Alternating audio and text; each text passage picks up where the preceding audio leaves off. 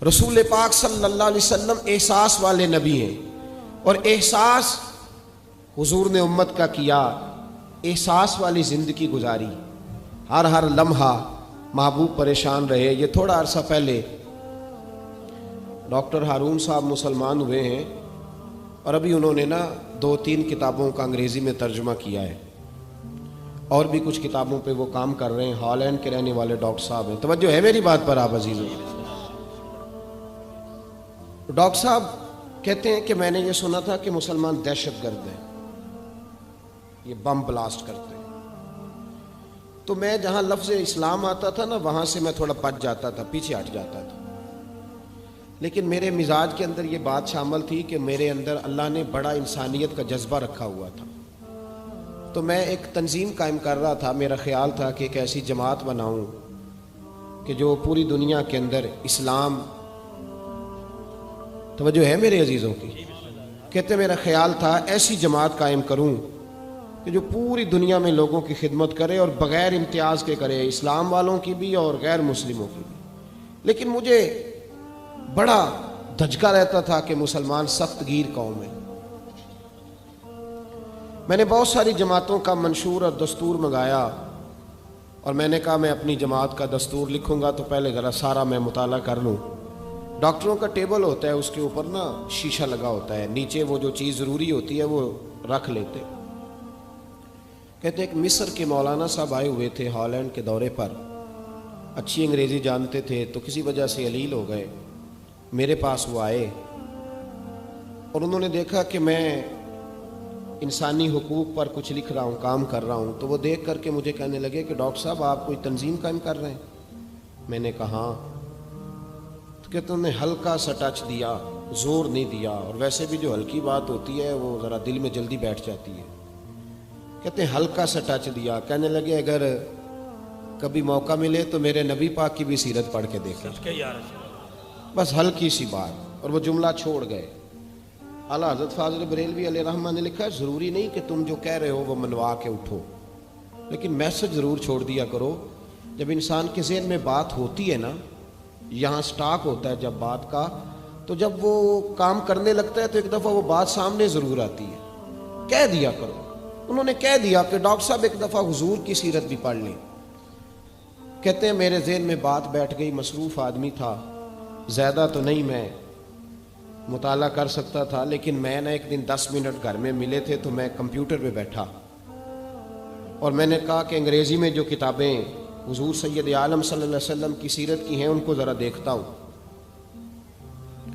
تو فرماتے ہیں کہ میں نے نیٹ پہ سرچ کیا، پہلی حدیث آئی اور میں کلمہ پڑھ کے مسلمان ہو گیا۔ حدیث کہاں ہے؟ سبل الہدی والرشاد میں بھی ہے، کنز العمال میں بھی ہے، مسند احمد میں بھی ہے، ابن اسحاق میں بھی ہے، ابن اشام میں بھی ہے، اور شاید سیرت کی تمام کتابوں میں آپ کو روایت مل جائے۔ نبی پاک صلی اللہ تعالی علیہ وسلم کی حدیث اور روایت کرتے ہیں حضرت سلمان فارسی رضی اللہ تعالیٰ عنہ، اور ساتھ ہیں سیدنا بلال حبشی رضی اللہ تعالیٰ عنہ۔ فرماتے ہیں ہم گھر سے نکلے، حضور نے فرمایا ذرا جلدی چلو ایک ضروری کام ہے۔ فرماتے ہیں بڑی تیزی کے ساتھ آج روٹین سے ہٹ کر محبوب نے تیز تیز قدم مبارک اٹھائے، تیز تیز، اور فرماتے ہیں ایک گلی ہم نے کراس کی، دوسری گلی میں جو پہنچے تو پھٹے پرانے کپڑے، سادی سی بی بی، اور حالت بتاتی تھی کہ بیچاری کسی غریب گھر کی ہے۔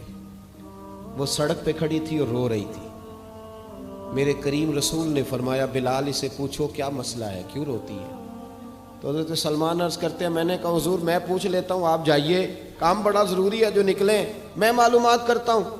تو محبوب نے فرمایا نہیں، اس کے آنسو پوچھنے سے ضروری کوئی کام بھی نہیں، پہلے اس کی داد رسی ہوگی، اسے پہلے پوچھا جائے گا۔ روتے نہیں رہتے لوگ گھروں میں، لوگ گزر نہیں جاتے چپ کر کے؟ کتنے لوگ تڑپتے، کون احساس کرتا ہے؟ نبی پاک سید عالم صلی اللہ علیہ وسلم رکے اور اس خاتون سے پوچھا کیا بات ہے؟ اس نے کہا کہ بات کوئی بھی نہیں، میرا ایک ہی موٹا سا مسئلہ ہے۔ کہا وہ کیا؟ کہنے لگی میں غریب ہوں، اور غریبی بذات خود بہت بڑا گناہ ہوتی ہے، لوگ بڑا جرم سمجھتے ہیں اس کو، بذات خود میں نے شروع میں کہا نا کہ مذہبی سٹیج کی بھی صدارت غریب آدمی نہیں کر سکتا، کیونکہ غریب جو ہوا جہد کول دتھی ہونی انہیں نیڑے بہنا ہے نا جی، جہد کول نہیں انہیں تو پیچھے جا کے بہنا اینڈ تے کول کہڑا دتھی ہے۔ اس سٹیج پہ بھی غریب آدمی کی صدارت نہیں ممکن ہو ہی نہیں سکتا۔ میرے رسول پاک سید عالم صلی اللہ تعالی علیہ وآلہ وسلم نے فرمایا پہلے اسے پوچھو کیا مسئلہ ہے۔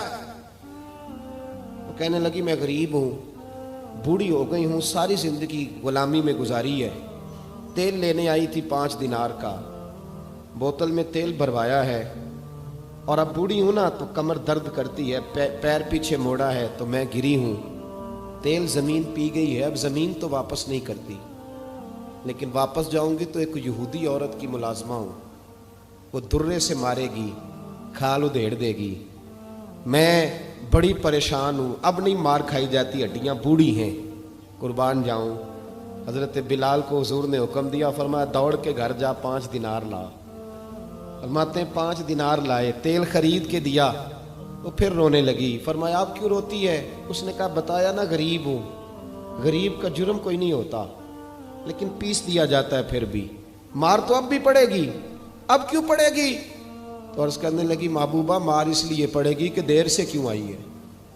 تو میرے کریم رسول اور وہ بی بی حضور ابھی آئے ہیں مدینہ طیبہ، امام یوسف صالحی فرماتے ہیں ابھی آئے تھے حضور، سبل الہدیٰ والرشاد کے مصنف کہتے ہیں ابھی آئے تھے نبی پاک، وہ جانتی بھی نہیں تھی۔ تو سید عالم صلی اللہ تعالی علیہ وسلم نے فرمایا اچھا مار پڑے گی؟ کہا ہاں۔ او بھائی کونسلر جو کل آپ کو کہہ رہا تھا نا میں آپ کا خادم ہوں، کونسلر بے گناہ، بلکہ ہمارے ایس ایچ او صاحب اگر چودھری پہ پرچہ آ جائے تو اس کو ٹیلی فون کر کے پوچھتے ہیں صاحب جی تہاڈے خلاف درخواست آئی ہے، کی کرنا ہے؟ تو غریب آدمی بیچارہ، اس کی غلطی یہ تھی کہ وہ غریب تھا تو اس نے ریڑھی لگا لی چوک میں، اس کو دبوچ کے لے گئے، تینوں پتہ نہیں اتنے نہیں کھلوئی دا، تو اس کے پاس کل انویسٹمنٹ ہی 5000 تھی، سارا لے گئے۔ پھر وہ کونسلر صاحب کے پاس چلا گیا ہے، سر میرے نال چلے آ جائے ذرا میں تھانے جانا ہے۔ انہوں نے کہا گڈی کرائی ہے، پیسے ہے نہیں ایویں تھانے جائیدا ہے۔ اب وہ گاڑی لایا ہے، پتہ نہیں کہاں سے لایا ہے، تھانے پہنچا ہے، اور یہ ہے ہمارا حال کہ وہ ایس ایچ او بھی بیٹھا ہے کرسی پہ اور کونسلر بھی کرسی پہ بیٹھا اور وہ غریب پیروں میں بیٹھا ہے اور ہاتھ باندھ کے کہہ رہا میری ریڑھی دے چھڈو، میریاں 4 دھیاں نے تو میں شامی کھانا کھڑنا ہے۔ کدھر گیا امت کا وہ ذوق؟ ساری زندگی نعتیں سننے والوں بتاؤ تو صحیح نعت نے تاثیر کیا دی ہے روح کو؟ اگر ابھی بھی گھاڑی غریب کے پاس کھڑی نہیں ہوتی تو پھر کیا اثر ہوا ساری زندگی نعت سننے کا؟ میرے مصطفیٰ کریم سید عالم صلی اللہ تعالی علیہ وسلم نے فرمایا اس خاتون سے یہاں کونسلر ساتھ نہیں جاتا، کہتا ہے کر دیا ٹیلی فون، سویرے 9 بجے پہنچ جانا۔ پر کائنات کی سب سے معزز شخصیت حضرت سیدنا بلال حبشی رضی اللہ تعالیٰ عنہ فرماتے ہیں میرے نبی پاک نے فرمایا بی بی چل میں تیرے ساتھ چلتا ہوں، گویا اللہ کی ساری رحمتیں اس کے ساتھ ساتھ چلنے لگی۔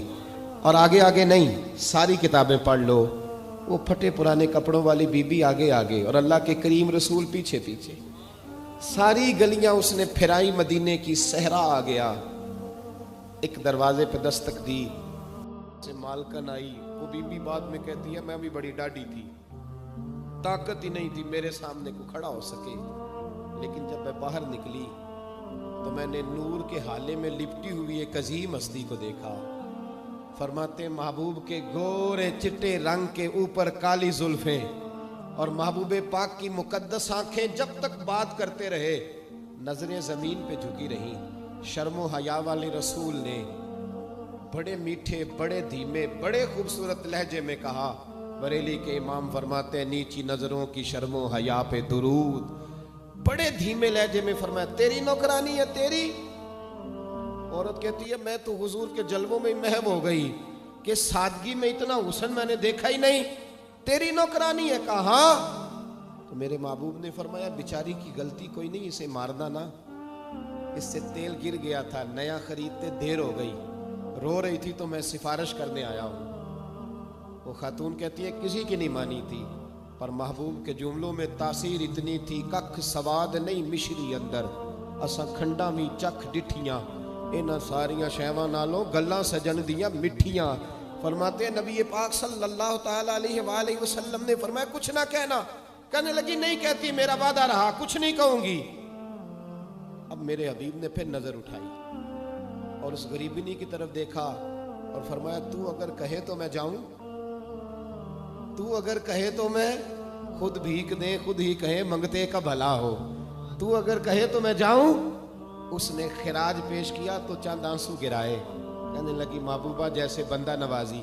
حضور نے رخ پھیرا تو حضرت بلال کہتے ہیں میں پیچھے رہ گیا تو وہ دونوں بیویاں دوڑ کے میرے پاس آئیں. کہنے لگی بتا تو صحیح ہے کون، یہ بتا تو صحیح کون تھے. تو حضرت بلال کہنے لگی تم نہیں جانتے.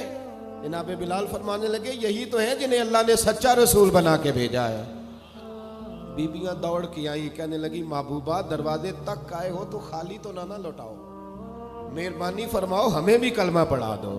ڈاکٹر ہارون کہتے ہیں وہ بیبیاں وہاں کلمہ پڑھ رہی تھی اور میں حدیث پڑھ کے کلمہ پڑھ رہا تھا. بھائی